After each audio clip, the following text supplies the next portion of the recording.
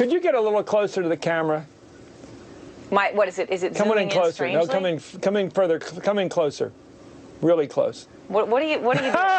Just kidding. You look great. Anyway, thanks. Aaron, it's great to look at that look. Yeah, I'm in a you're strange beautiful. location. I'm just kidding. I'm just kidding. You're a knockout. Next time the producer has to choose between a picture of more of Margaret Brennan and that oil derrick, that offshore oil derrick, stay on Margaret Brennan, okay? She's a beautiful woman. She's a very bright reporter. She makes us feel good. Bring back Margaret. Thank you, dear. Thank you. Back by popular demand. Happy Friday. And she's 6 feet tall besides. You're gorgeous. High heels are a big part of this for some reason.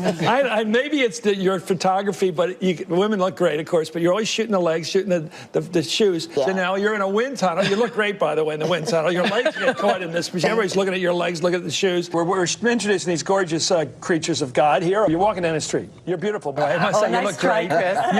You were in great shape. We have got to go to Din Din sometime. You look great, by the way, if I'm allowed to say that. Unbelievable. I'm not allowed to say this, but I'll say it. You're beautiful. I get in trouble for this, but you're great looking, obviously. You're one of the God's gifts to men in this country. Very attractive people, physically. I mean, they're beautiful people like Nikki Haley's gorgeous. And the party will trust Trump to be able to make that decision. Well, I think the party won't have a role in it. Do you see her walk? Runway walk. We just heard from the likely nominee. Be careful, okay, with your advances you're all making with your eyes right now.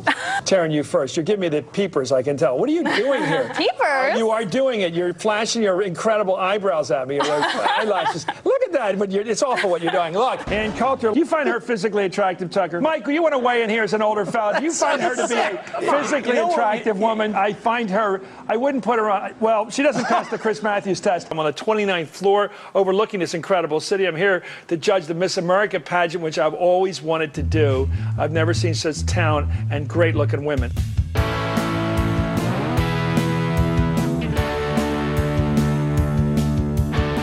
I'm Sarah Kendzior, the author of the best-selling essay collection, The View from Flyover Country, and the upcoming book, Hiding in Plain Sight, out on April 7th and available for pre-order now. I'm Andrea Chalupa, a journalist and filmmaker, and the writer and producer of the upcoming journalistic thriller, Mr. Jones. And this is Gaslit Nation, a podcast covering corruption in the Trump administration and rising autocracy around the world. And today on Gaslit Nation, it is Christmas morning, or whatever you celebrate. We are celebrating the fact that Chris Matthews is finally gone, something we never thought possible because he's so entrenched in what we call the Chuck Todd industrial complex that has been polluting political narrative, manipulation across the board in America for many years. For Chris Matthews fans who are shocked to hear this, I don't know how you even liked him. The guy barks over people. He has guests on his show just so he can interrupt them and what they're. And so he's somebody that's just generally obnoxious. And I'm so grateful that that we had that montage pulling together all those moments when he treated women as objects instead of equal fellow human beings. And that matters for reasons we're going to go into today. So Chris Matthews represents a coronavirus of white male misogyny that we've been trapped under for far too long. If you look at what happened in 2016 with Hillary Clinton, a lot of the men that in cable news and in television news where most Americans get their information from, a lot of those men turned out to be massive, violent misogynists. You had Mark Halpern of Morning Joe, who was very anti-Hillary during the 2016 election and drove the political narrative in 2016. Last week, the spotlight turned to political journalist and author Mark Halpern, who had become a well-known name for his work at ABC, NBC, and Bloomberg. 5 women came forward to CNN alleging that he had harassed them while he was at ABC. That number has now grown to at least a dozen, and several have said he assaulted them as well. What a shocker that would then translate into horrible attacks against one of the most qualified, if not the most qualified candidate to ever run for president, as we had in 2016 with Hillary Clinton. And then, what was the name of that guy, Sarah, on the Today Show? Matt Lauer. Matt Lauer. Oh, Matt Lauer with his magical office door with the button he pushes to trap his victims so that he could sexually assault them. Yes, Matt Lauer, the face that greeted us every morning for decades on end as women sat in silence and in fear. So yeah, go on. Yeah, it turns out he was a Bond villain this whole time. And so on and so on. And so we did a lot of house cleaning since 2016. Men are on notice. And Chris Matthews finally got his. And who is to thank for that? But Santa Claus Elizabeth Warren, who's having the most productive run for president because she is a woman who has built a career on being grounded in reality, being grounded in the data, being grounded in her research, doing her homework, and therefore getting things done. And so far, she has had a hugely productive few weeks. And let's just go into that now. So we had the debate, the most recent debate, where she yet again was going after Bloomberg, mopping the stage with his face. And people were like, why is she doing that again? Because repetition matters. Because you need to get into people's minds that Bloomberg is a bad, bad man and that he doesn't value women as equals and human beings. And in fact, he has several NDAs out there. We don't know how many. And so Elizabeth Warren called him out by name yet again and got Michael Bloomberg to pledge that a few women, can be released from their NDAs, and that he will stop the practice of using NDAs in the settlement of sexual harassment cases. Huge. That's systemic change. That's what it looks like in the Bloomberg organization. That Warren got that done. Elizabeth Warren. Then you have Chris Matthews pushing Elizabeth Warren and getting in her face, not getting her, I mean, that doesn't really matter. I mean, he was just sort of like asking really dumb questions of Elizabeth Warren after the last debate and saying, you're making an accusation, a very serious accusation against Mike Bloomberg. And Elizabeth Warren looks at him and she says, Chris Matthews, I believe women, don't you? Chris Matthews was stuttering and stunned. And then you had this was followed up by a female journalist, Lauren Bassett, who then came out and said that she had a very uncomfortable, totally wrong encounter and called him out some more. And finally, he abruptly retired on air.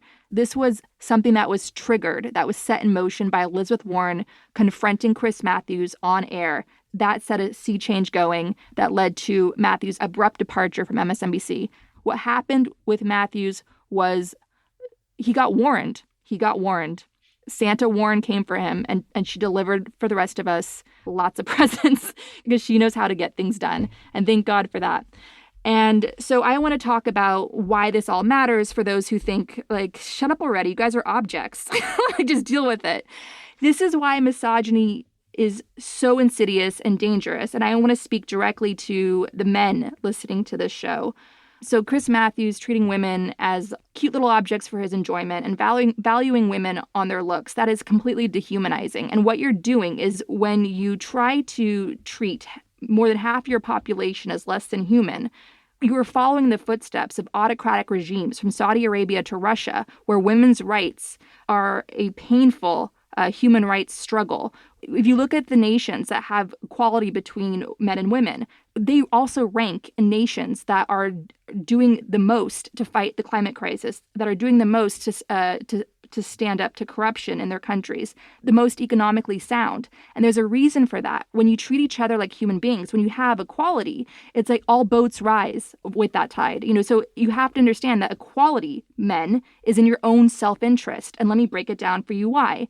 When you had Hillary Clinton running and she was under this misogynistic microscope that no man in politics will ever have to be under in today's age, what you had were all these men just taking obscene shots that are holding her to unrealistic standards and beating the dead horse of her emails and all these things. And as a result, any little thing she did, because people make mistakes, people are humans, any little thing she did was exploited and exploded. And as a result, now, men of America listening, you now have one of the greatest misogynists who ever lived, Donald Trump, as president. And he is unraveling all of our environmental protections. He's hastening the crisis of climate change. He's separating families. He's putting children in cages. He's undoing financial regulations to make our economy fair and freer for everyone. He is an absolute existential threat to not just us as Americans, but to this planet. And that is what misogyny got us. Okay? So if you want to be safe from Donald Trump, then you need to attack what brought Donald Trump to power. You need to attack misogyny in all its little forms. And Chris Matthews, flirting with women, praising women for their looks, making women very uncomfortable on live television when he does that, by the way, objectifying women, that matters. That absolutely matters because it is part of a larger, insidious culture that is all around us, that's in the air that we breathe. And let me use a metaphor. Plastic. You may watch your plastic consumption, but it's impossible because plastic's all around you. It's all around you. And now it's choking our oceans. It's ending up in the stomachs of whales that are beached on shore, in fish, in seabirds. It's in the fish we eat. It's inside us. Our oceans are becoming a plastic soup.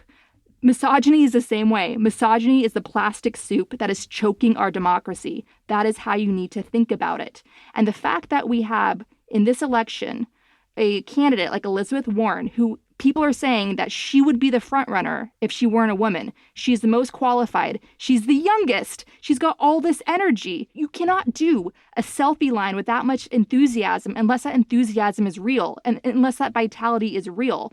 I'm so tired of that punchline that Elizabeth Warren would be the front runner if only she were a man. That means that our democracy is being choked by the plastic soup of misogyny. It is all around us. It is an air we breathe. We are consuming it. And when you have women who aren't voting for Elizabeth Warren because they're consuming that plastic, they're buying into the plastic, it's inside their system now, they're holding themselves down. When you have men who want equality, who want a fairer, freer world for their daughters, who want their sons to grow up loving and respecting strong women, because all of us do better when we protect each other and look out for each other and treat each other as fellow human beings. The strongest societies, the strongest countries on this planet practice that. It is the model for us. It is the dictatorships and the vulnerable democracies that don't practice that we need to move away from. So understand that this plastic soup that is choking our democracy, it is all around us. And let me break down some stats to you. So from Women's Media Center, close to 2/3 of women journalists report experiencing threats, sexist abuse, intimidation, threats and harassment in the course of doing their work. An 11-year analysis of online harassment cases found that women made up 72% of the victims. From the United Nations, 35% of women worldwide have experienced either physical and or sexual intimate partner violence or sexual violence by a non-partner, at some point in their lives. Women and girls together account for 72% of human trafficking. From RAINN, the Rape, Abuse, and Incest Network, 1 out of every 6 American women has been the victim of an attempted or completed rape in her lifetime. So Chris Matthews flirting with some ladies constantly, over the course of his career, that is part of a larger, insidious violence that is holding our democracy hostage and weakening it. And we need to confront it at the root. Need something fun to do while you're hiding out from the coronavirus? Give your mind a break with Best Fiends, a mobile-first gaming experience that's built for lasting fun. Best Fiends is a puzzle game that you can play right on your phone. You can collect cute characters, solve puzzles, and compete against your friends and family. Best Fiends updates the game monthly with new levels and events, so it never gets old. This game is a great diversion to help you relax in these tumultuous times. Best Fiends also has colorful graphics and creative design that make it fun for users of any age to play. Engage your brain with fun puzzles and collect tons of cute characters. Trust me, with over 100 million downloads, this 5-star rated mobile puzzle game is a must-play. Download Best Fiends free on the Apple App Store or Google Play. That's friends without the R, Best Fiends.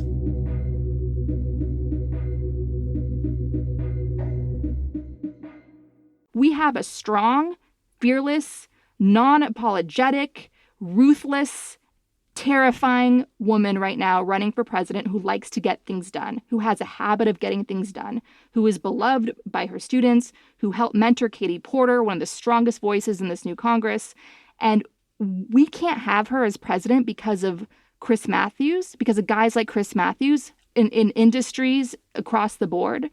We can't have Elizabeth Warren as president because of this plastic soup that we're choking on. We need to confront it. We absolutely need to confront it because we're not going to get out of this unless we do. And it does matter that she is a woman. It absolutely does matter. If we wanted just any woman as president, we would be putting our money on Ivanka Trump Because guess what? According to the patriarchy, Ivanka Trump is the right kind of woman. She is the model for how the patriarchy wants women to behave, where you are an object and you accept that you're an object and you live up to being an object with your long bleached blonde hair and your frilly pink dresses. And when you open your mouth, nothing comes out because you're just vacuous and self-interested and all you care about is pleasing the patriarchy around you because that's how you get your power. So if we wanted a woman for a woman's sake, we would be like, yay, Ivanka Trump. We know that your daddy's going to steal an election for you. Come on in. First woman president, yay. But no, we want the right president to steer us out of this crisis, who's got the plans, who's done the research, who's grounded in reality, who has a history of getting things done. And a lot of progressives who are desperate for life-saving progress that's far overdue in this country are turning to Elizabeth Warren because she gets things done. She gets things done. And no matter what happens in November, we're going to vote for whoever the candidate is, and we're going to fight like hell for Elizabeth Warren's plans because she has shown us the way out of this mess. And let me tell you, purity test, Elizabeth Warren cannot pass a purity test. That is a fact. Bernie Sanders cannot pass a purity test. That is a fact. Biden cannot pass a purity test. That is a fact. We can name lists of things that are wrong with each of those three individuals. But I'm telling you, with purity test aside, Elizabeth Warren checks all the boxes to save us from ourselves. And we need to finally put misogyny on trial with Elizabeth Warren. And we need to take it down because it is hurting us. It is choking us, just like that plastic soup choking our oceans. Yeah, I agree. And I think we should clarify for our listeners that we're recording this on the morning of Super Tuesday. So we have absolutely, no idea what's going to happen today. Pete and Amy and Beto endorsed Biden yesterday, and, Biden also won South Carolina. And all of this has put a race that a lot of people, were claiming was either an inevitable win for Bernie and then an inevitable win for Biden. And briefly, it was deemed that for Bloomberg. Now it's kind of up in the air because, Warren was a lot of people's second choice, including, Pete and Amy and Beto supporters. And so, we don't know. I just want to kind of contextualize this for you. And we are going to do a special post Super Tuesday episode for our Patreon listeners, a bonus episode this week that will come out, I think, tomorrow on Wednesday after the results are in. So if you want to listen to that, please join our Patreon at the $5 level or higher, and you'll get access to that episode and also to all past and future bonus episodes. We do a bonus episode like that every week. So check that out. And yeah, as for what you said, one thing that's been frustrating with Warren is that unlike with Hillary Clinton, as you mentioned, the microscope that she was ceaselessly put under, you have erasure. You have her left out of the list of candidates who are running. You have her left out of poll questions. And that's because, as you said, she has plans and she names names. She actually will go after the people who are holding up this oppressive system, whether they're financiers or misogynist media lackeys, in real time. And she gets results quickly. And so, that is the reason I think that she frightens people in a way that other women haven't. And she doesn't, come with the kind of history that Hillary Clinton did either. So there's less to kind of focus on.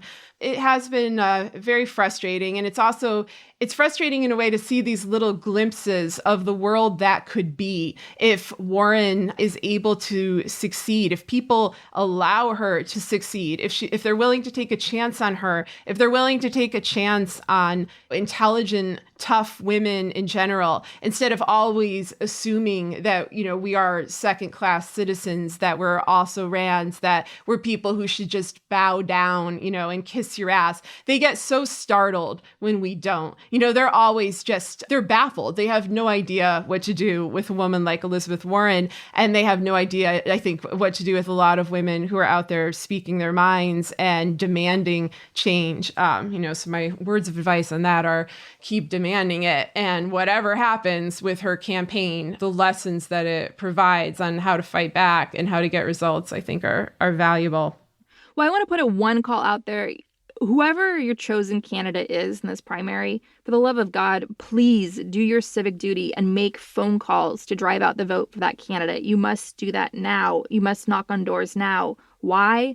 Because it's easy. Why? Because you can make calls from home. And why? Because We're not going to get out of this mess by Netflix binge watching the decline of our democracy. You've got to be an active participant. We expected Obama in 2008, the first black president, an exciting Hollywood ending moment. We thought that was just going to solve everything. We gave in to savior syndrome. You cannot do that. You have to participate. And listen, making phone calls, yeah, people are going to hang up on you. People aren't going to want to talk to you. But guess what? Anybody you've ever admired living today, getting things done that really blow you away, they've been hung up on. They've picked up the phone and called somebody and they've been hung up on. It happens to everyone. I'm telling you, making calls, knocking on doors, that is great training for anything worth doing in life. Those are skills that will translate into anything else you need to do to get where you need to go. So please do it. Warm up now, because the more you do it, the easier it becomes, and the more calls you make, the more doors you knock on. So please, we need you to get warmed up, get your muscles warmed up, your civic muscles, and then you'll be ready for the really big fight that the entire world depends on us winning in November to defeat Donald Trump. Whichever candidate still in the race speaks to you, go out and make calls, knock on doors for that candidate. You need to warm up your civic muscles starting now. And I enjoy doing it. I feel like it's my civic duty to do it. And so I make calls for Elizabeth Warren. I love it because I break through the gaslighting of mainstream media and I talk directly to my fellow citizens. I talk to men and women in Texas, in Colorado, in Arkansas, in Virginia, in California.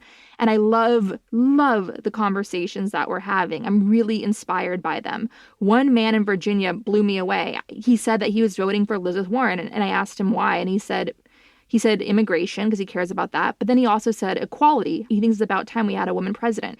I was so shocked. I didn't know what to say. And he was so sincere in saying this. At first I was like, are you trolling me? Are you having fun at my expense? But no, he really meant it. He really cared about it. And I'm telling you, there's a craving for all of us to connect with each other and be reminded that we're all one, that we're all part of the same human race. We're all part of this big, large family, and that we're stronger than the darkness that's trying to divide us. And there are a lot of wonderful men out there who are beautiful, who are really strong and reliable allies to women. And it's because of you that we're going to finally get equality in this country. It's because of you. So keep showing up, keep fighting, and refuse to abandon each other, no matter how dark things get, because our democracy and the fate of the world literally depends on that. Speaking of darkness and of us all coming together, let's talk about the coronavirus. So we at Gaslit Nation have spent years now covering fascism, transnational crime, white supremacist violence, climate change disasters, genocide, and the prospect of World War III. But apparently the universe thought that this wasn't depressing enough. So now we have the plague. So this is going to be the Gaslit Nation coronavirus special. We are your one-stop shopping for all your questions about surviving a pandemic during a time of rising autocracy. We are your Costco of doom, and our shelves are always stocked. And so for the rest of this episode, we're going to be examining the coronavirus crisis from a number of angles, including corruption and incompetence in government, the danger of propaganda and alternative facts, the agenda of Trump administration bigots like Stephen Miller, whose wife is now involved with the effort, the ongoing threats to worldwide public health and the global economy, the parallels to historic disasters like Chernobyl, and more. But first, we have an important Gaslit Nation public service announcement. Wash your hands. Wash your hands like you just touched Roger Stone and you have to wipe him off. Wash your hands like they're drenched in Paul Manafort's blood money. Wash your hands like you're Michael Bloomberg and you just met a member of the middle class. Wash your hands for 20 seconds, the exact duration of this takedown from Elizabeth Warren. I'd like to talk about who we're running against. A billionaire who calls women fat broads and horse-faced lesbians. And no, I'm not talking about Donald Trump. I'm talking about Mayor Bloomberg. Democrats are not going to win if we have a nominee who has a history of hiding his tax returns. So, there are a few other things you can do to keep yourself and those around you safe. If you're sick, pretend you're a Republican who got a subpoena and just stay home, or make like Robert Mueller and disappear from public life altogether. While at home, it's good to have basic supplies like 3 weeks' food and water. But unless you're a doctor, you don't need to wear a mask. Leave the masks for the professionals, much like Ivanka Trump should leave playing president for the professionals. There are other things you can do to stay safe, and we've included links to articles by scientists and doctors on our Gaslit Nation Patreon page, so please go check those out. This has been a public service announcement from Gaslit Nation. And so on with the show. So should we start from the beginning, how this virus began? I mean, we've known about it since January, and watching it develop has been like watching a slow-moving disaster. We knew it would hit the U.S. And it was predictable that the Trump administration, instead of trying to combat it and save people's lives, would be either negligent or malicious or both in their approach. But do you want to review the journey of the virus from China? Yeah, let's do it. I feel safer, by the way, after that PSA. You do. I'm glad. It's all for you. That's us protecting us from Captain Trips and all that follows. But go on. Never waste a good crisis. This is going to be really interesting to watch play out with the coronavirus. I mean, okay, so it came from Wuhan, which is a region that ironically has a lab that studies viruses. So, of course, Steve Bannon, Trump's white nationalist cohort, is seizing on this opportunity by spinning it into a massive propaganda narrative that there's some Chinese conspiracy behind this, that this was a virus deliberately unleashed by China. Of course, Bannon and Trump have made a case for themselves to come to power in 2016. And I think it is something that works in their favor. I've heard from a financial expert that people in the world of business and finance do appreciate how tough Trump's White House claims to be imposters to be on China, because they are afraid of China's growing world dominance and how it does tend to steamroll over international laws and the pirating and all of it. So they feel that Trump's belligerent White House will be a necessary and strong counter to China. So here comes Steve Bannon with his anti-China conspiracy theory, saying that this was a deliberate weapon of war used by China. So we have from Media Matters, I'm quoting now, BuzzFeed recently reported on Bannon's ties to G News, a digital media outlet launched by Chinese billionaire in exile Go Wenyi, that has also published 2 false stories about how the coronavirus was first introduced to residents of Wuhan. One G News story falsely alleged that the Chinese government would imminently confess the virus was genetically engineered and leaked from a lab near the densely populated city. The other included a document purporting to validate conspiracy theory that the Chinese military spread the disease on purpose. Now, there's going to be conspiracy theories around this, but the more interesting and larger question is, I'm shocked this doesn't happen more often, given the strain that overpopulation is putting on our environments, given just the rise of corruption around the world and corruption flourishing, and the fact that that is obviously going to trickle down to a lack of regulation and how we grow the animals that we eat. We are just, because of the strain that humans are putting on this planet, we are increasingly vulnerable to viruses like this. And so if anybody wants to look for a conspiracy here, that this was unleashed intentionally, like some Ice 9 in Kurt Vonnegut's Cat's Cradle sort of thing, it's a self-destructive thing to do, just like a nuclear bomb, because you simply cannot control it.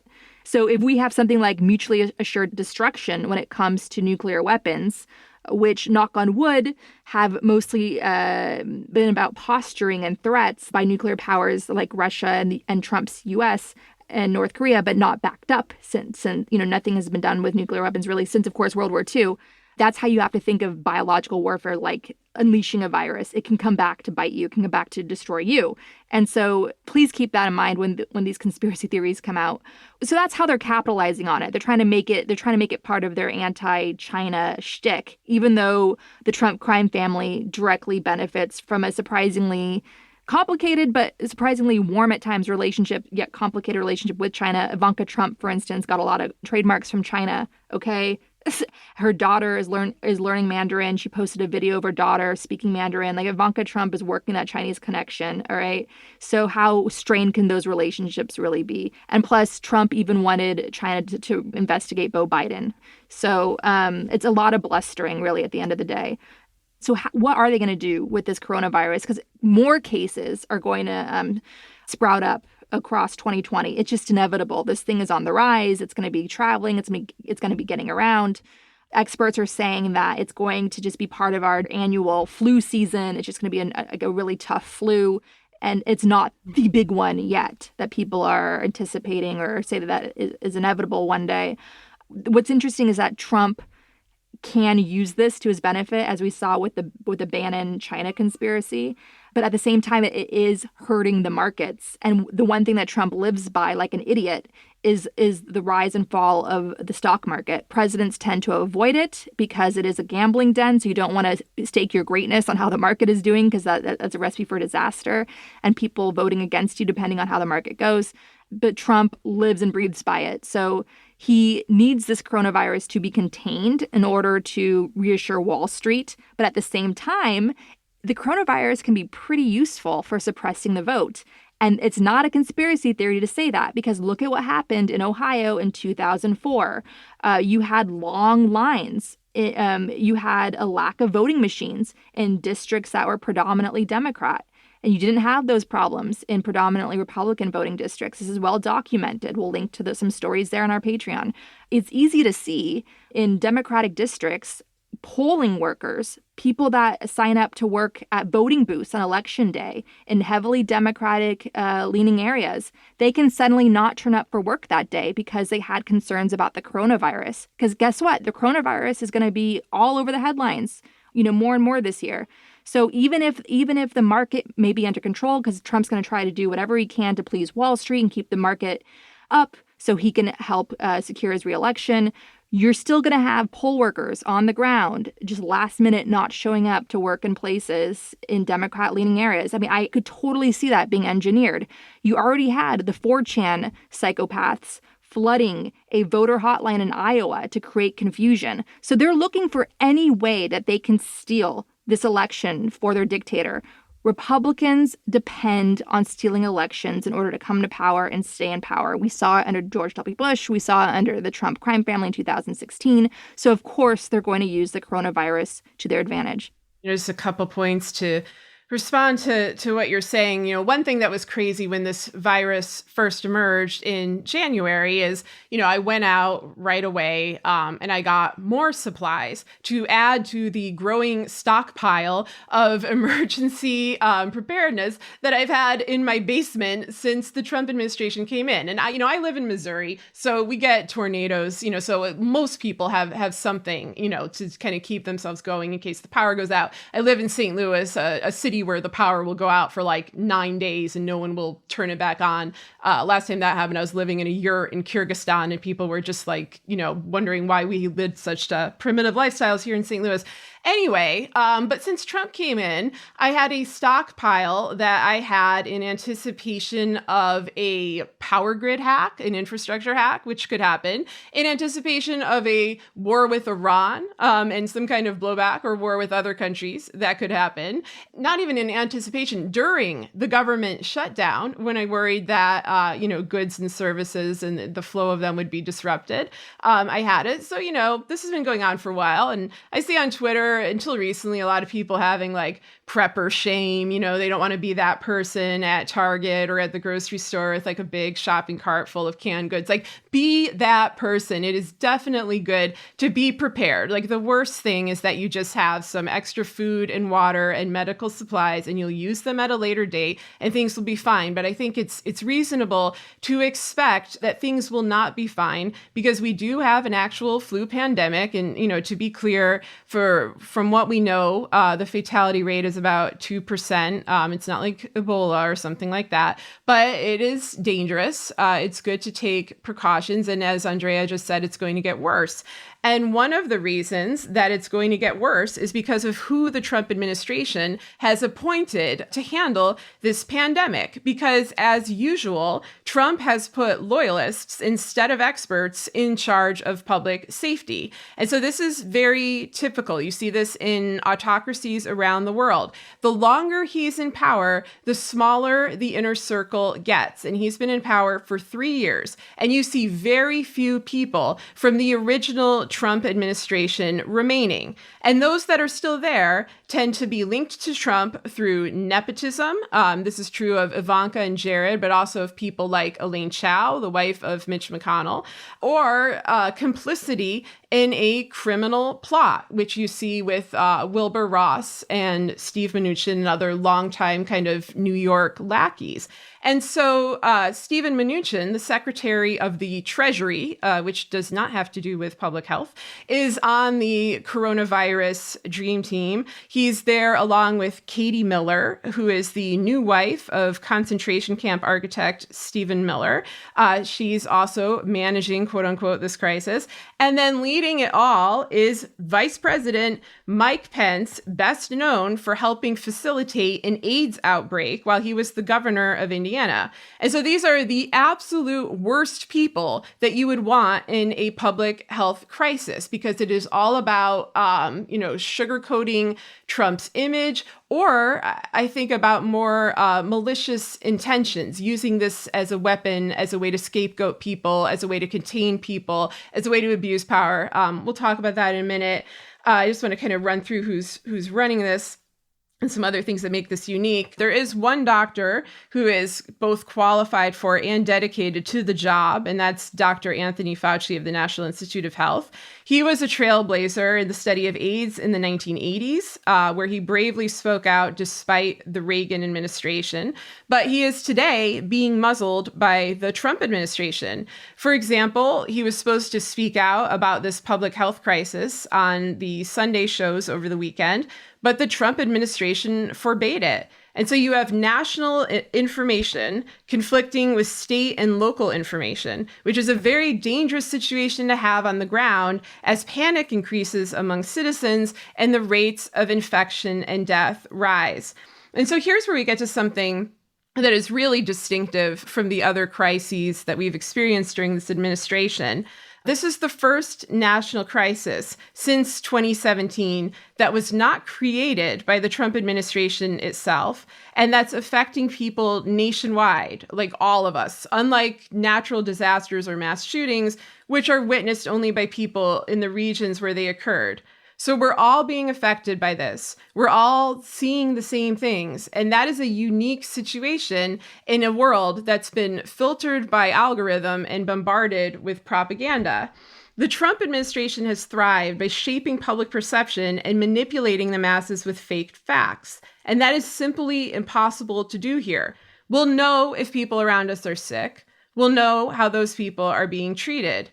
Everyone in the United States is affected regardless of who they voted for.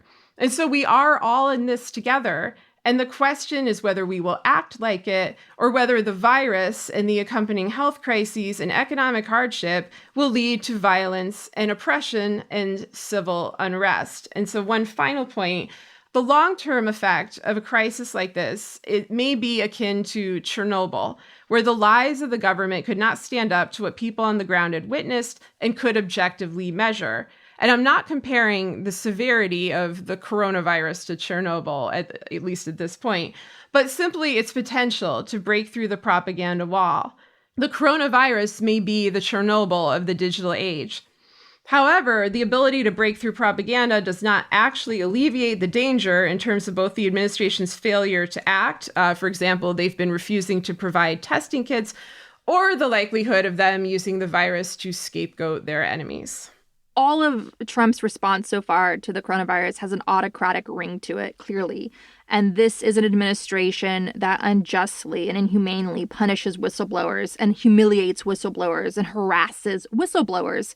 So they have a long history of doing that. They have a long history of vindictively purging anyone that dares to call them out for their corruption and criminality. They have an open war on the press. And so it is a dangerous time that they are in charge of keeping us safe when they're actively working to control the message, just like an autocratic regime would, When we were all discussing the media, the early figures on the victims in China, people kept reminding each other that China is an autocratic regime, so you can't trust the information coming out. Well, guess what? Same with the U.S. So Anthony DeRosa here on Twitter points out in this latest article from New York Times, Defense Secretary Mark T. Esper has urged American military commanders overseas not to make any decisions related to the coronavirus that might surprise the White House or run afoul of President Trump's messaging on the growing health challenge. So stay in line, stay on message, no matter what is happening on the ground, no matter how many lives are at risk. This is autocratic. This is what it looks like.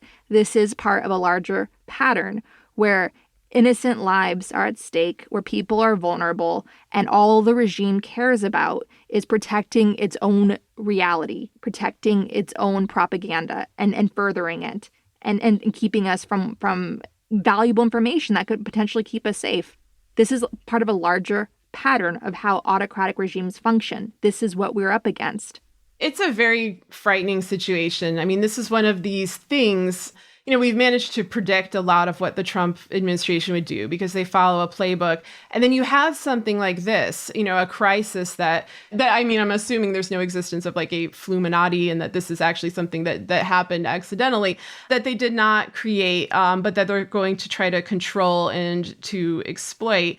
And I'm very concerned about this. I'm concerned that Stephen Miller is, involved in any way in the handling of this crisis. I'm concerned about the messages we're hearing from the military as we are recording this episode. FEMA is contemplating saying that there's a national emergency. And this is interesting to me because the big kind of like boogeyman of the right wing throughout the 1990s and the 2000s was FEMA. This idea that FEMA was going to grab everybody and throw them into camps and instill martial law and create basically what they saw as like, a democratic kind of autocracy. It concerns me that FEMA is acting because at this point we can't trust people in these government agencies that have indeed been purged of people who want to do their jobs. This is true of, the CDC. This is true of the State Department. I mean, there are some people left that are trying to do their jobs, and I'm sure there are people like that at FEMA that just simply want to protect Americans. But we also know that, these agencies for 3 years have also been packed with people full of malicious intent. And so it's very hard to evaluate what kind of response they're going to have to a natural disaster. The last time anything, even comparable to this happened, was probably Hurricane Maria in Puerto Rico, which the aftermath of which was horrendous. They still haven't recovered. They still, have not been able to move on with their lives. There are still lasting economic and health and all sorts of other, repercussions from that. You remember Trump standing there just tossing paper towels into the crowd and then lying about the death toll, lying about the illness, and a lot of that, of course, was rooted in anti-Puerto Rican racism, and honestly xenophobia, because Trump did not understand that Puerto Rico is part of the United States. This is different because it's going to affect, everyone equally. There's not going to be anybody who is immune because of, what region they live in or, who they voted for. And because we don't know that much about the transmission, it seems that even valiant attempts to protect yourselves, and you should try to do that, by doing things like washing your hands regularly, they're not always working. It seems to be able to be transmitted via surfaces. There are reports from other countries that it's mutating. I mean, it's like living in a really horrible sci-fi movie. I mean, honestly, this is the plot of the season finale of the show Millennium in season 2. So it's very surreal to see this down to the Seattle outbreak. Anyway, as you can tell, I'm a bit stressed by this situation. One thing we have to look out for is how the administration is going to use this to perhaps label different groups, different ethnic groups that they don't like already, as diseased, as a threat. We have to remember that Trump and Miller invented a migrant horde that seems to appear before every election. It appears before any time that they want an excuse to shut things down. We have to remember that during the government shutdown, they enacted a national emergency, and I don't think that they ever lifted it, which means they have the capacity to release the military on private citizens, to freeze bank accounts without justification. And in the midst of a pandemic, all of this gets a lot worse because, one, people are trying to just simply fight the pandemic, but I don't know. I mean, this is what happens when you leave an autocrat in power. Like when Andrea and I were saying, you need to get him out early for the safety of the country. You cannot just wait for an election. You cannot just wait for things to work out. This is the kind of crisis that we were worried about, where you really see the need for competent, transparent government as a way to save our lives and protect ourselves. And it's gone. And there are so many ways that things can go awry. I don't know. I mean, do you want to talk about the election itself, since you started, discussing that before? Well, yeah, I just think they're going to leverage the coronavirus to try to suppress the vote. They're going to try to do everything they possibly can to suppress the vote, because that is, if you can't win on the issues, then you suppress the vote. And that is why Republicans literally rely on stealing the vote to seize power, stay in power. So that's it. That just sums that up. But I do want to point to another issue. World War III is playing out over Syria right now. And the conflict there is heating up, which is creating more civilian casualties, which is creating more refugees. And so to Sarah's point on how autocratic regimes, far-right movements scapegoat innocent people, namely brown people, namely poor people, in order to strike fear into people and come to power, consolidate power, stay in power. I am heartbroken over the already boiling point level of the refugee crisis in the Middle East and Northern Africa, and the videos of refugees' boats being fired on by Greek forces right now, where people are risking their lives, their children's lives, just to get to safety. And so you're going to have the coronavirus, of course, complicating things. And I just think we as a show and we as citizens, no matter where we live, we have to put in more effort to remember the refugees and the innocent children out there who are extraordinarily vulnerable, the children and people of all ages that are vulnerable to human trafficking, to sexual exploitation and violence and abuse. And I think our show needs to start covering that more, because it's we talk about misogyny and Elizabeth Warren being invisible.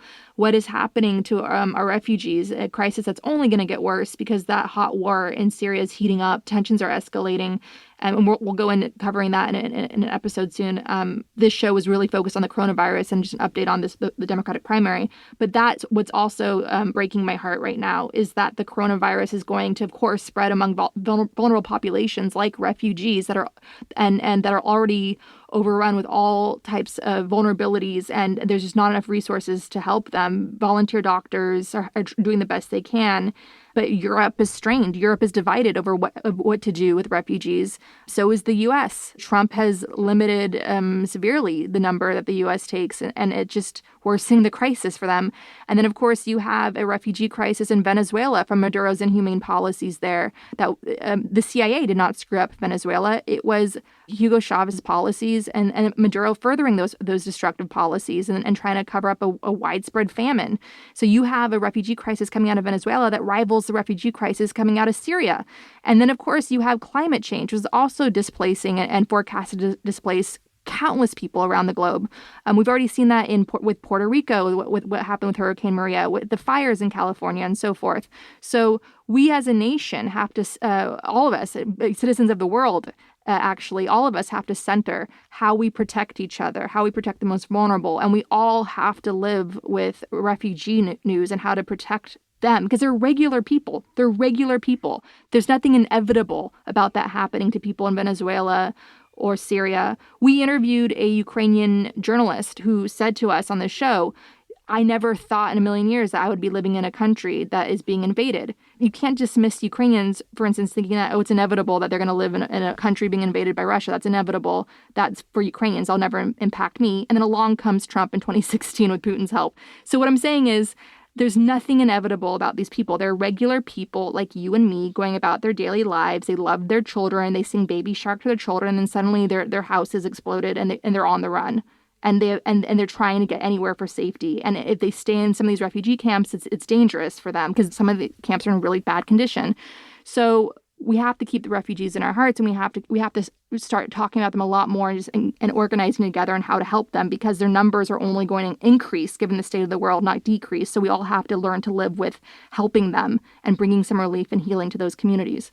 And to your point before about autocrats never wanting to waste a crisis, this is a crisis that they've been encouraging in terms of, refugees from Syria and other parts of the Middle East coming into Europe. People like Bannon, all these right-wing nationalists, all these aspiring fascists have welcomed this refugee crisis. They absolutely don't see any humanity there. It's always the refugees are a threat. They're a destabilizing force. And refugees, of course, it does destabilize a country. Any kind of massive population influx does. But what they're trying to do is get you to abandon your fundamental humanity in the way you see this. And any kind of panic-inducing event, which includes here the coronavirus, which they're very likely to link, to the refugee crisis, both in Europe and link to things like the border. They're going to try to, use this as yet another justification to build the wall. Do not give in to your fear on that. Do not, after 4 years of valiantly fighting Trump, suddenly decide to err on the side of xenophobia and cruelty and brutality, because there is no excuse for it. As Andrea said, that could be any of us at some point in time. Almost no one is truly protected. And so, it's so very, very old school. But, treat others as you would want to be treated. If we want to get biblical in the kind of non-Bill Barr, non-Mike Pompeo kind of sense, the golden rule is there for a reason. But it is frightening to watch this because there's just a lot of different crises intersecting at once. We're probably going to see great problems with goods and services from China, from other parts of the world coming to the United States. We're very likely to see a recession. We are already headed for that because of retail and other things that were happening before this virus hits. This may just be the thing that pushes it along. And we have officials who are either openly malicious or, apocalyptic. There are people like Pompeo, Barr, and Pence who truly seem to believe that a depopulated Earth is easier to control, or they're incompetent, or they're so awash in nostalgia for what once was that they're just, burying their heads in the sands in terms of this greater crisis looming. Honestly, I think that that's what's behind Biden's, rise as a leading political figure again, is it's not so much, Biden as an individual, but this as a symbol, as what he represents, which was a time that honestly in real life was not all that stable and was not all that pleasant, but certainly was more so than now. And people are just looking for that feeling of assurance. They're looking for, a reverse button. They just want to go back. But there's only going forward. There's only going through, as Stephen King wrote appropriately in The Stand. So yeah, keep that in mind.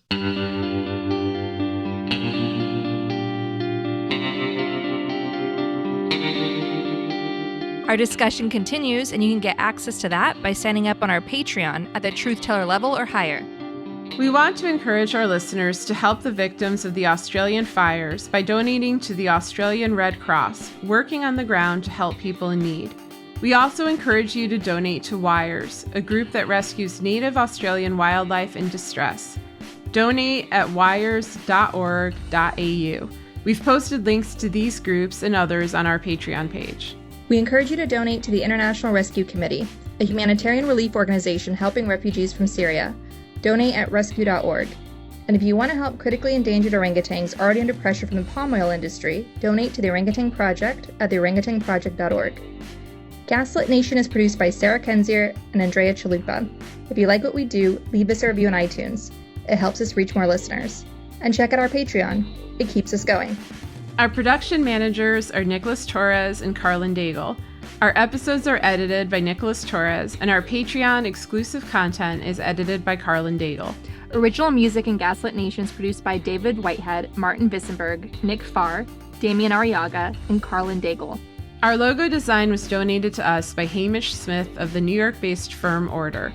Thank you so much, Hamish. Gaslit Nation would like to thank our supporters at the producer level on Patreon: Adam Ingersoll, Adam Levine, Alabama, Alan Liu, Angela Harvey, Ann Marshall, Becky Karush, Brian Tajudin, Carl Hosier, Carol Goldstad, Catherine Anderson Carana, Kathy Kavanaugh, C. Baker, David Porter, Diana Gallagher, D.L. Singfield, Dorothy Komarick, Doug Friedenberg, Elizabeth Dove, Eric Kaplan, Irina Guardia, Ethan Mann, Fontaine Carpenter, George Hughes, Gordon Shumway, Gustav Halsby, James Tolley, Jared Lombardo, Jason Benke, Jason Rita, Jeff Thompson, Jennifer Slavic, Jans Alstrup Rasmussen, Joel Newman, John Laughlin, John Ripley, Karen Humphreys,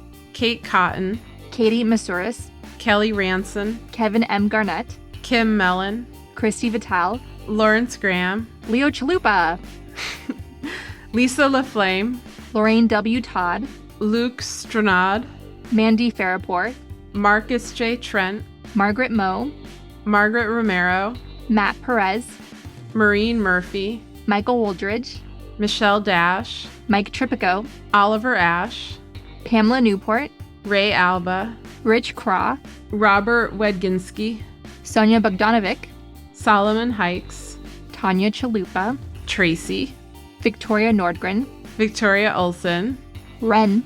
and Zachary Lemon. Thank you all so much. We could not produce a show without you.